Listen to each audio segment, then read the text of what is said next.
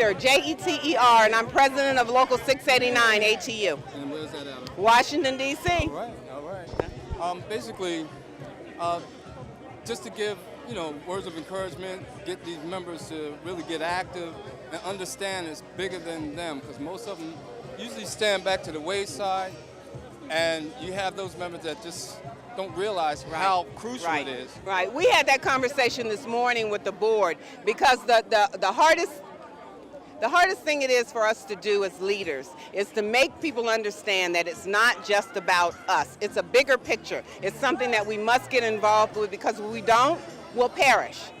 Transportation is not taken as a public service in this country, and that's really what it is, but they don't treat us like that. And so in order to make sure that we get the message out and we make sure that people know that public transportation is for the public, it has to be for the public, and we all must get involved in this. Not only the transit workers, but also the environmentalist groups. The people that, like Jesse Jackson said, the teachers, the iron workers, everybody has to get involved in this, because we're all a part of it.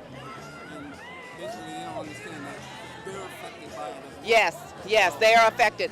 When you go to a budget hearing and they talk about budget cuts, the worst thing in the world is to see somebody who is challenged, physically challenged, that depend on buses to get back and forth, and they're getting ready to cut their buses and they can no longer function. Or the lady who has to get up at 4 o'clock in the morning in order to get to a domestic job by 7, and she has to go from one end of town all the way up into the higher up Montgomery County in order to be able to go to her domestic job. That's the hardest thing in the world to look at, and those are the people that are affected the most. They are affected. Thank you. All right. So much. All right. Okay, number 2. Yeah, this is what I do. I'm on the Hearts of Kids. I came here, to Washington Square. Obama, I'ma be there. Union, we repping for to save our job. What we waiting for? To save our job. Yours and mine. One, it's a matter of time. We need that money, and it's funding too. Rep the Senate. What they gonna do? Give us funding. We needed to pull through. Not when you're ready, not when you do. We here right now. Are we here right now?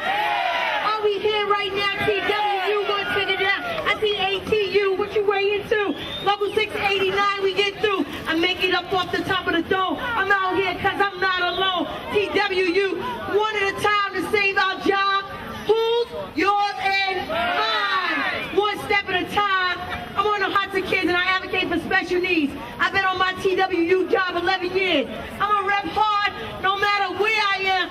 Stand up. We not taking this laying down. We're going to go through Menendez.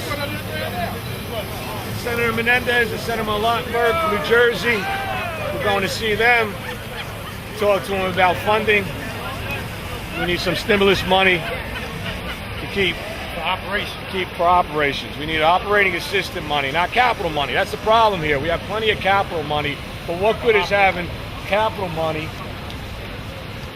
if we can't afford to put people behind the buses or the rail to move people? So we need them to loosen up some of this capital money into either operating assistance or the Carnahan bill, which would allow up to 20%.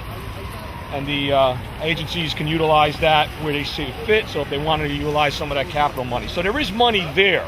The problem is getting these politicians to realize this is not a bailout. This is money that's already allocated. And we need them to loosen that up, put it into operations, keep the buses moving. Let's move the people. We move America. Without the bus system, the communities, it's vital for the communities to get people to work, to get people to shop. Working people, working class families need a bus system, and without a bus system, it'd be devastating to the communities and to the businesses. So that's what we're doing here today. We're going to go see a couple politicians. We'll spread it all out. We're going to have about 2,000 people on the Hill today, and they're going to take this package right here, and we're going to hit every congressman and senator in this whole country and drop it, pack it off, and show them how important these American jobs are. We need to fund American jobs. We need to keep the money here so we can survive. Right, Mike? Yes, yes. Where's the rap room? So what you think, Mike, on your first lobby day? I enjoyed it. I'm here with my wingman.